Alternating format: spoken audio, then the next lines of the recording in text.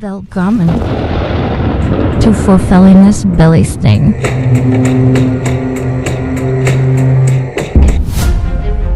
A show dedicated to aligning a journey to a better mental health using the understandings of the ancient Norse.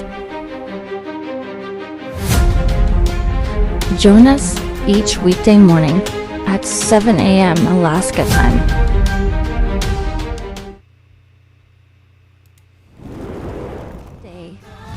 Someone's little girl, daughter, sister, girlfriend, fiance, wife, cousin, mother, auntie, grandmother, great grandmother, elder, disappears, shattering, a family, a community, the world. There is something we can remember them.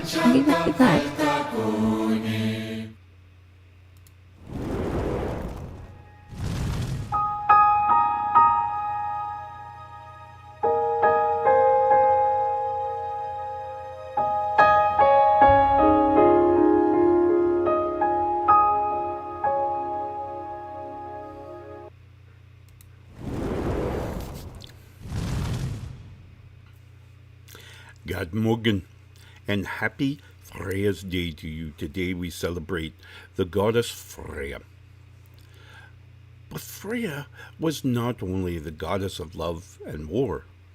She knew energy management, and today I want to talk to us about about moving this energy around in our world to kind of reclaim what we are, where we are, and certainly the energy that we've cast out all week, bringing it back to provide us with healing and the rejuvenation that we need as we move forward into next week.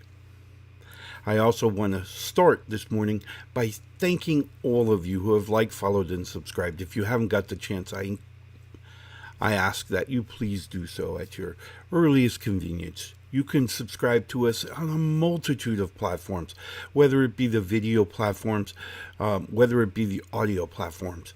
Matters not. Help us to support this mission and moving it across the internet to those who may need it.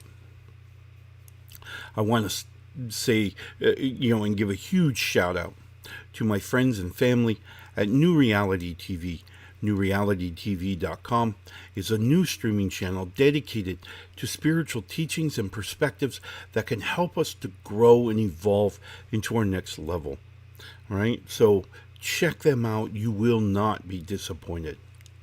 For any of you who may have a few extra coins jingling in your pocket and want to put it to good use, by all means, please check out our tip jars and our donation spots located throughout this video and certainly throughout my site.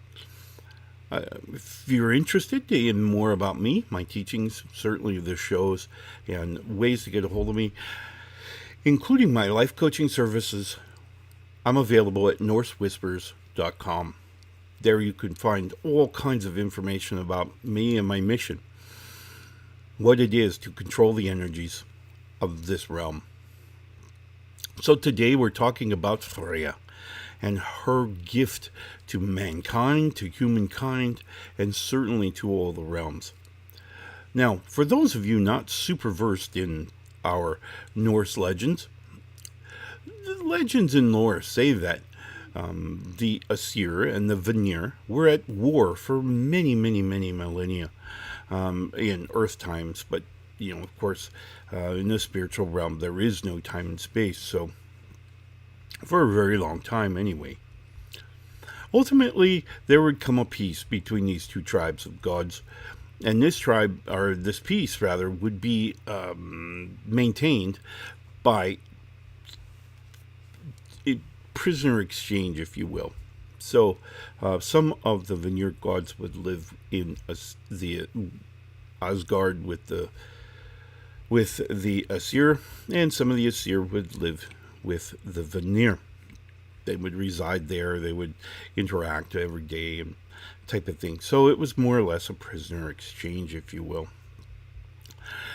Well, this would lead the Vanir to offering up Freyja, the sister of Freyr, and she would live in, of course, her hall, but in Asgard, and interact with the Asir gods. And of course, we know from the sagas that it would be Freyja who would teach Othin magic. She would teach him Seether magic, and of course, the magic of the runes. So we can read quite a bit about Freyja, because Freyja and her recognition by the peoples of Midgard would start long before the Norse really came to be the Norse. She was really recognized initially by the Germanic tribes. As the Germanic tribes migrated north, according to my ancestors, as they migrated north into Germania and further beyond, the goddess Danu, recognized by the Celts, would slowly begin her evolution. Being Danu would be the mother goddess of the Celts. She would migrate north with those tribes, with the Celts that migrated north, away from the conflict of the Roman Empire. And she would migrate north, where she would become a little different. And she was certainly, as we speak about the tribes migrating north, we're really speaking about a tribe that's kind of trying to maintain lands and maintain its homes against an advancing Roman Empire. So we find that Freyja really starts to begin this evolution towards a warrior goddess, and she will be recognized by Germania as being the goddess of war and the goddess of love. She would go on to evolve, obviously, further as she might continue to migrate north. We find her kind of changing her roles a little bit, becoming much more a goddess of powers, of energies. Certainly, love and war being some of those energy management. So what she brings to us is really an understanding of energies. Energies in, energies out. So let's talk how that affects us every day. Now, many of us don't think about it very much every day, but there's really this influx, constant influx of many different influential energies throughout our day. We turn on the radio, we turn on the TV, we have influences of commercials and advertising. That's their whole mission. That's what they do, is they influence us using audio communication, right, on the radio, and visual on the TV. And what they're trying to do is they're trying to convey the energy to make us go buy their product, to kind of control our decision matrix. If we were thinking about a product, say a dinner table, and we saw the commercial for a dinner table that met the criteria that we kind of had in our mind, and then they're going to come across with this sale and end of season sale or whatever kind of sale, in an attempt to sway us to choose to buy to buy this product at their location instead of somewhere else. This is influential energy. How? Well, in most cases, you're either taking in the energy through a visual representation, or you're taking it in via audio. And this energy is then converted in much the same way that we've talked about all energy, all of our experiences in life. It's going to come into our brain, it's going to be processed through our heart, and our heart is going to give it the yay or nay, where it'll move on into our memories. That way, come shopping day, we're deciding today's the day we're going to figure out what we're going to do with the dining room situation. And lo and behold, we remember this sale. This is really influential energy. Influential energy in the form of an audio or sound or a visual via our sight. And the goal is to convey this idea of changing our direction, of kind of setting up some kind of path so that we're kind of move in that direction. Well, other influential energies are no different. They come from people, they come from different situations, they come from an experience that we have here on the physical realm. Many people may try to do the same thing or do a very similar thing in that they're conveying audio energy, they're talking to us, they're showing us pictures or whatever the case, and they're trying to convey their ideas. They're trying to put across this idea that you too could benefit from whatever it is. Now, in many cases, this conveyance of this change in path really has nothing to do with you, right? It has everything to do with them. They're trying to sell their product, or trying to get you to buy this product at their facility, their location, so they're gaining the profits, right? So energy and influential energy is happening all the time, in all directions. It comes from not only other physical beings and, trying to sell product, but it also comes from our ancestors who are trying to convince us that, their lessons could offer you a different perspective, whatever that may look like. So there's all types of these energies. Now, there's also other energies of peoples who are trying to maybe save land. They're trying to do good things for Mother Earth. All of these things, all of these energies are kind of just floating out here in the infinity of the spiritual realm. When we think about us as a person, we think about us in two parts, really. The first part is that person you look at in the mirror every morning. And that person, that physical form, contains a multitude of biological systems that are always doing something, right? They're working, they're healing, they're growing, they're evolving, they're changing. All of these things throughout our physical lifetime. The second part of our entity is our spiritual self. That energy that came together long before will be here long after this physical form is gone. It's a spiritual entity. These spiritual entities are interacting with the spiritual realm all the time. They're connected, and they kind of reside on that realm, on that plane of existence. Our physical form and our spiritual form are bound together through energy streams. As this physical form was biologically conceived, it bonded to a spiritual entity.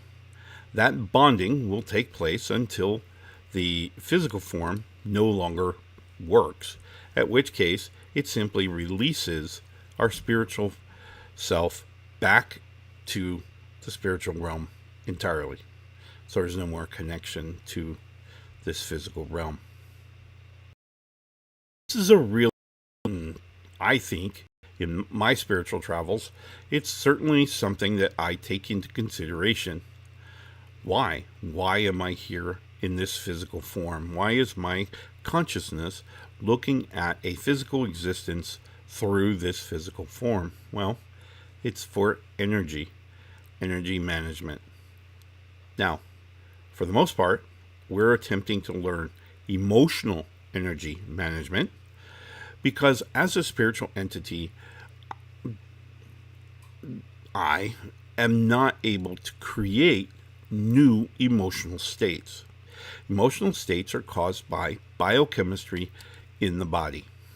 So the only way I can create a new feeling, a new emotion, a new emotional interpretation of information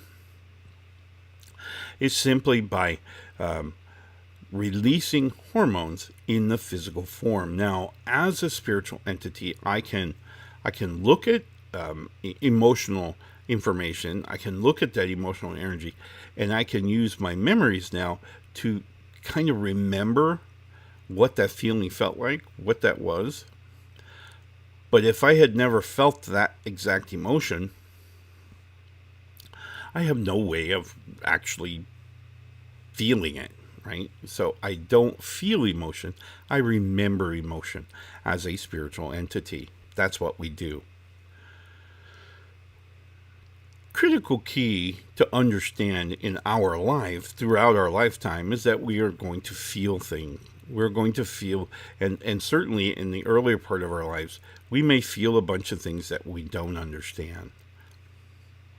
We have some emotional energy arriving within our subconscious that goes, I don't know, what is this? And so there is confusion as we write what I refer to as the recipe card.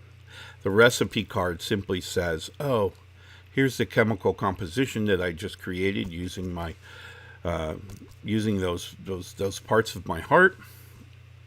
This is what it looks like when it arrives in my brain, and this is, an experience I've had in my past that looks very similar. So then, by reason of deduction, this must be what I'm feeling. So it's super important that we understand that we write this book, and we can rewrite this book. We can make changes to this book at any time. Remember, you're in charge up here, no one else. So you can rewrite your recipe card. If you're receiving energy from your heart and you're like, well, I understand that it's saying I should be sad, but I really just don't want to be sad. I don't have any value in it right now. I want to be happy. This goes to one of the last steps of a thought process, and that is the me gate. We have a gate within our thought process just before an experience gets to our memories where we get to make a decision. We can fully decide that we don't agree with the energy received. And we can do that. And it's completely within our authority to control that energy within the mind and say, no, I don't want that energy. I want this energy. I want happiness. I want joy. I want peace. I want comfort. Right? I want love. All of those emotions can be obtained simply by making a decision to do so. And that's what the me gate does for us. It's part of every thought that we'll ever have. Every interpretation of every physical sensory input and our spiritual input. All of it. All goes through the me gate. We get to decide. This is one of the advantages of our physical lifetime, of our physical body, is that we can make this decision. We can choose joy over sadness. Freyja, in her lifetime, and as she wrote, or as was written about her, I should say, we find that Freyja really offers us a glimpse into the management of energy for our manifestation. My ancestors believed in two forms of magic, two levels of magic, if you will. Seether magic, which was one of the very most common of all the magics. And this use of seether magic essentially had the magician simply utter a spell into the universe, and other spiritual beings would come along to help bring that spell to fruition. They would provide energy along the way that could bring this desire into manifestation. It was a very popular magic. It was also the ability, there also included the ability to see things throughout all of creation. So we could see the future, we could see interactivity, we could see other things. Seether magicians could see beyond the visual, right? So they could see out into the spiritual, the infinity of the spiritual realm. The second level of magic, according to our ancestors, was this thing called spakkraft. Spakkraft magic, simply the magician, the one issuing the command, the spell, had the energy within themselves. They didn't need anyone else. They could do it themselves, and they could utter spells, and they produced the energy to bring whatever it was to a manifestation. This energy division demonstrates fairly clearly this idea that there is management of energy in our everyday life that helps us move forward and evolve. All right, before I go much further, I need to take a real quick commercial break. When we come back, I want to talk about how you can use the understanding of Freyja and what she brought to our consciousness to help direct where you want to be, your desirous state, and how to get there. So we'll be right back after this quick commercial break. In the air. The time is now. We're all waking up. We're waking up. We're all waking up. It's all shifting. New vibrations. It's you. It's you. It's me. It's all of us. Together. A new time. A new day. A new energy. A new energy. New reality. Awaken with us. Awaken with us. Awaken with us. newrealitytv.com.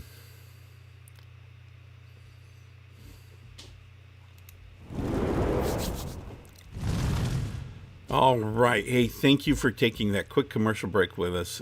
We very much appreciate our friends and family at New Reality TV. So hopefully you will check them out. Wonderful, wonderful platform for discovering your spiritual journey. Just discovering it and revealing it. So great opportunity. When we left, we were talking about using the understandings that Freyja would bring to us about the movement of energy. Now, in those days, we referred to it as magic. Today, it's simply a movement of energy.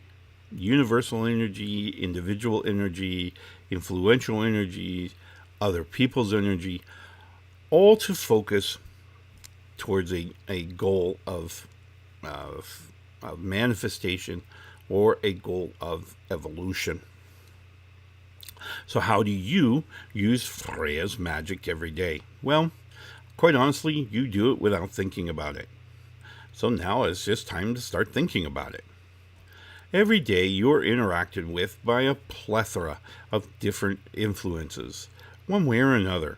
You have experiences. Within those experiences can be either positive or negative influences that will alter your emotional state. These influences can be as small as flowers appearing by a roadside. They can be as large as some other physical form, creating an experience at which we want or don't want the audio/visual energy that they're creating. The choice, remember, the choice is ours. When we think about it, and we're controlling our view, we're controlling, actively managing that which we intake. A lot of people would say for many years, we've avoided this idea of homelessness in the larger cities. And we simply look past it and people say, well, how do you not see these people? How can you not see the homeless camps and the homeless sleeping around, on doorsteps and whatnot? Well, quite honestly, we do. We create a positivity, or we create a situation within our minds that don't include those people. We may not see them at all. These are proven beyond recognition and beyond doubt that we control what we see. We can control that we don't see certain parts of an experience. We don't see it because we don't want to see it, right? And we can set that. This is the same thing we hear quite frequently when we talk about motorcycling accidents. Same thing. Oh, I didn't see him. Why? Because you weren't looking for them. Bottom line. So we do indeed control what we see and what we experience. We control all of it, whether we know it or not. So the key then is to just know it. Understand exactly what you're seeing and why you're seeing it. Much of what we interpret from our experiences that we have every minute is set by our mood. What mood we're in. We get up out of bed bright and early, and it's a beautiful day. Sun is shining. It's a beautiful day. Life is good. Life is beautiful. So we're setting our brain to seeing more positive things. Our brain is now set in that mood. As we move forward, as we experience life, that mood filters out certain things within the experience that would contradict this mood. Sometimes you may note that you wake up, you're in a great mood, but you've kind of set yourself up in that you're not looking for the positives, and the negatives begin to kind of take over, right? Oh, I got up in a good mood, but man, this is really starting to make me angry. Why? Because that's what you're looking for. You're actively searching for something to upset that apple cart. Why? Who knows? That's completely on us. Many of us don't even think about it. We have to start thinking about it. When we talk about harmony and we talk about love in its truest form, we really need to understand the energy moving between people. Now, one of the other things I want to just definitely call out here is the idea that which we are feeling, our emotional state at any given time, is being broadcast. We are emitting that energy out to the world around us. So if we were to, say, visit a coffee shop on our way to work in the morning, and we're in a fantastic mood, love, man, it is just a beautiful thing, right? That's the energy that we're emitting to the people around us. Everyone in that coffee shop is going to get a little dose of your love, of your energy that's just emitting from you, right? Conversely, if we were in the same coffee shop, and in this time we were, that too is being conveyed. Same way, right? So now we're just grumpy, and everyone's going to interpret us as grumpy, all right?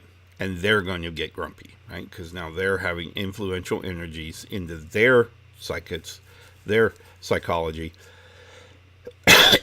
Excuse me. That's now converting their energy, their positivity, or even their neutrality, which is even more dangerous, because the step down from neutrality, of course, is negative. So many people have said to me this idea of meh, and it is one of the pet peeves I have about using the word meh, because it stipulates an energy state within the mind of neutrality. When we are in neutrality, the problem is that we can only go up to positivity, and we can only go down to negativity. If we're positive, when some negative energy were to hit us, we only come down to neutrality. And we can simply get back into positivity fairly quickly, and we go on our way. However, if we're starting in a neutral state, now we get hit and we move down to a negative state of our vibes, of our energies. And then positivity, if it's just a fleeting moment of positivity, that only can bring us to neutrality. We can't go from negativity all the way to positivity. We have to go from negativity to neutrality to positivity, and from positivity to neutrality to negativity. So we have these 3 stages, 3 states. And if we're in the middle, the problem with that mentality is that we can only go down or up. Right? If we're in the total up position, now we at least have that neutrality buffer to stop us from going from positive all the way to negative. So actively controlling our mind, actively keeping us in a good mood, actively emitting positive energy everywhere we go, every day, is a great gift to not only the self, for sure, but to all of humanity. Right? Because you're giving others that opportunity to come up wherever they are. If they're in negativity, you're bringing them at least to neutrality. If they're in neutrality, you're bringing them to positivity. All of this is in hopes of moving the general consciousness up to a positivity, up to a benefit, up to love. So, next time you're thinking about waking up in a bad mood, reconsider. Do what you need to do. Use some affirmation, use some totems, use whatever it's going to take to get you up higher in that energy stack and help you to emit energy of positivity. Remember, it's the energy of positivity that can heal. Right? So positive energy is going to heal us, and it's going to heal those around us.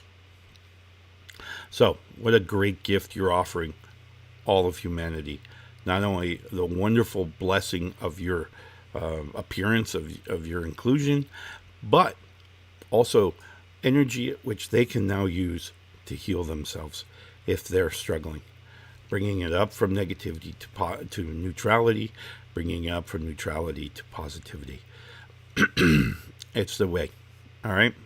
So today, as we celebrate Freyja's Day and we go into the weekend, we're ready to rejuvenate, to recharge our own batteries.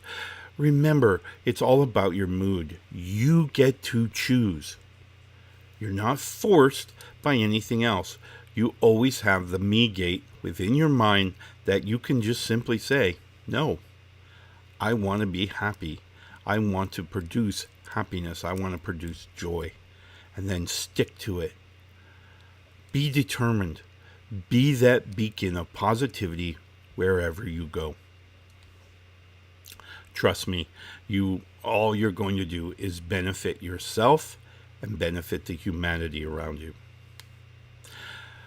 My friends, I wish you the very best weekend and certainly the celebration of Freyja and her understanding and her gifts of understanding this energy of all of existence.